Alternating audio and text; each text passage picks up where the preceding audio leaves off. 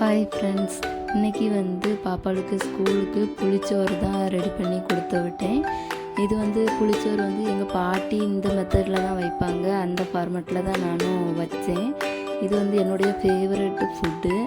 இது எப்படி பண்ணுவேன்னா, ஃபஸ்ட்டு சோறை வடித்து எடுத்து வச்சுக்கிட்டு ஒரு பாத்திரத்தில் எண்ணெய் ஊற்றி கடுகு 2 வத்தல், அது கூட கொஞ்சம் சின்ன உள்ளி போட்டு கருவேப்பிலை போட்டு வதக்கிட்டு கட்டியாக புளியை கரைச்சி எடுத்து வச்சுக்கணும். அந்த புளி தண்ணியை அதில் கொஞ்சம் தண்ணியாக ஊற்றிட்டு அதுக்கப்புறம் காரத்துக்கு ஏற்றாப்புல ஒரு ஸ்பூன் போல் வத்தத்தூள், மஞ்சள் தூள், தேவையான அளவு உப்பு போட்டு நல்லா வத்த விடணும். நல்லா வத்தினதுக்கு அப்புறம் நம்ம வடித்து வச்சுருக்க சாதத்தை அந்த இதில் போட்டு கலர்னா புளிச்சோறு ரெடி. இதுக்கு மேலே சூப்பராக இருக்கும்.